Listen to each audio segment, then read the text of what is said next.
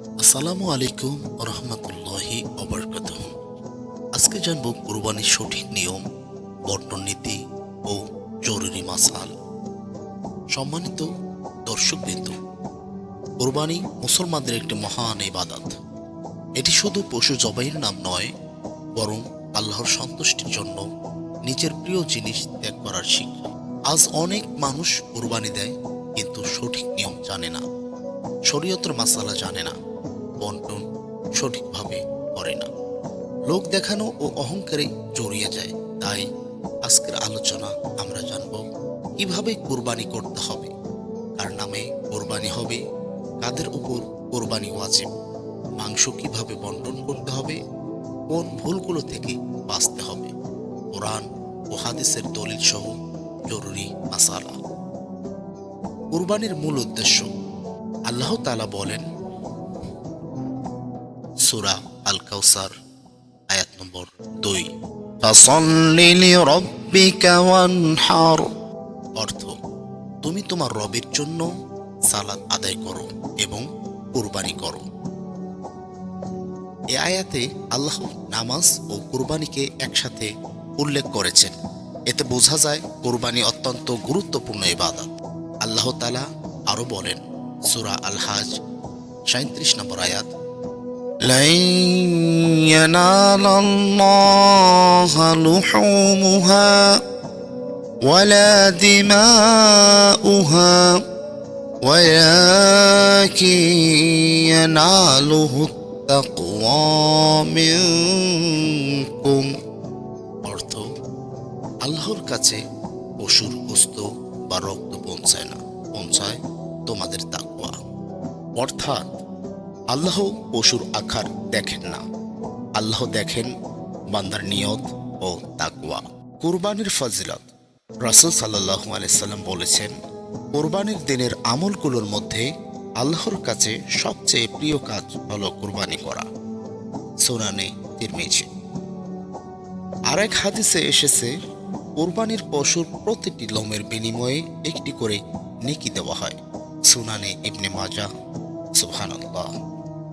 একটি পশুর হাজার হাজার লোম থাকে, ভাবুন কত নেকি। কাদের ওপর কুরবানি ওয়াজিব?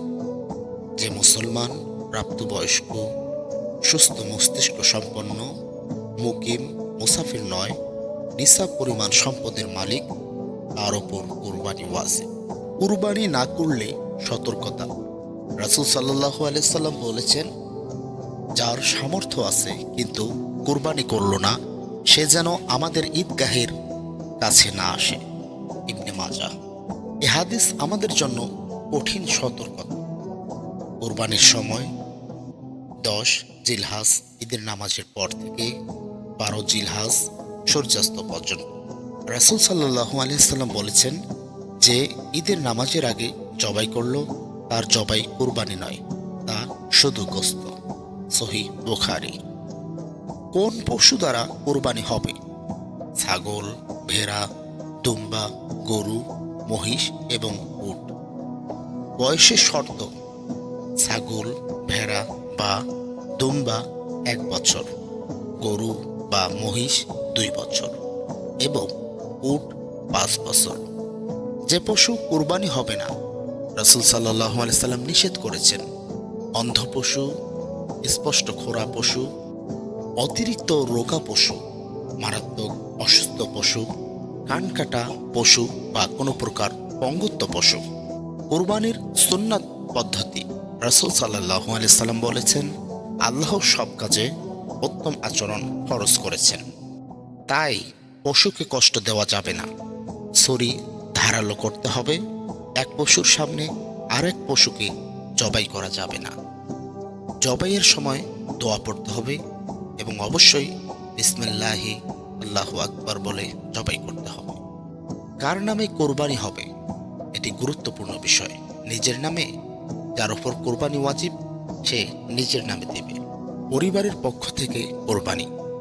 রাসূল সাল্লাল্লাহু আলাইহি সাল্লাম নিজের ও পরিবারের পক্ষ থেকে কোরবানি করেছেন, তাই একজন ব্যক্তি নফলভাবে পরিবারের সদস্যের নিয়তে সওয়াব পৌঁছানোর উদ্দেশ্যে কোরবানি করতে পারে।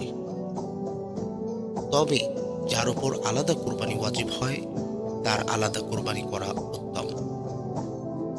মৃত ব্যক্তির নামে কোরবানি নফলভাবে করা জায়েজ, সওয়াব পৌঁছাবে ইনশাআল্লাহ।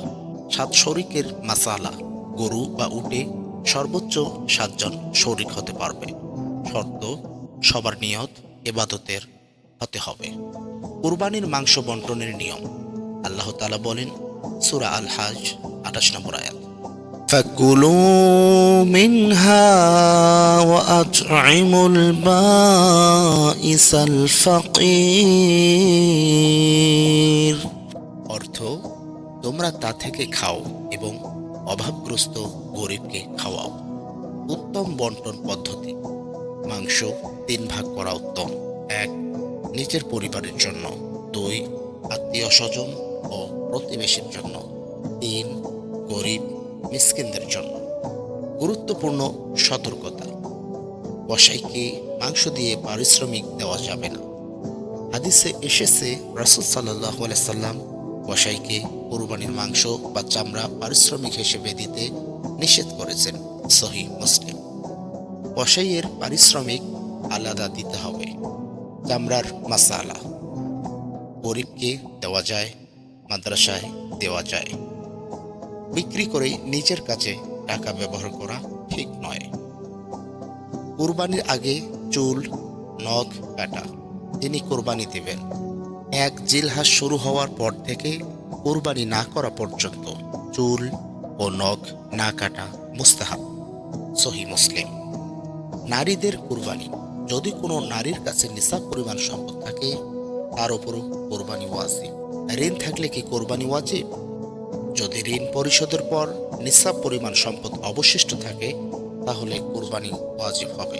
বর্তমান সমাজের ভুল: আজ আমরা দেখি কুরবানি নিয়ে অহংকার, দামি পশু নিয়ে প্রতিযোগিতা, লোক দেখানো, গরিবকে ভুলে যাওয়া। ভাইয়েরা, কুরবানি ইবাদত, প্রদর্শনী নয়। কুরবানি সবচেয়ে বড় শিক্ষা। ইব্রাহিম আলাইহিস সালাম আল্লাহর জন্য নিজের সন্তানকে কুরবানি করতে প্রস্তুত ছিলেন। আজ আমরা কি নিজের অহংকার, গুনাহ, হারাম, নফসের চাহিদা এগুলো আল্লাহর জন্য ত্যাগ করতে পারি না? মনে রাখবেন, কুরবানি শুধু পশু জবাই নয়, এটি ঈমানের পরীক্ষা, এটি তাকওয়ার শিক্ষা, এটি আত্মত্যাগের শিক্ষা। আল্লাহুম্মা তাকাব্বাল মিন্না কুরবানানা واغفر لنا ذنوبنا وارزقنا الإخلاص في العمل। হে আল্লাহ, আমাদের কুরবানি কবুল করুন, আমাদের গুনাহ মাফ করুন এবং আমাদেরকে ইখলাস দান করুন। কুরবানিকে উৎসব নয়, ইবাদত বানান। তাকওয়ার সাথে কুরবানি করুন, গরিবের হক আদায় করুন, আল্লাহর সন্তুষ্টিকেই বড় মনে করুন। আকিমুস সালাত। সর্বশেষ আপনাদের নসিহত করতে চাই,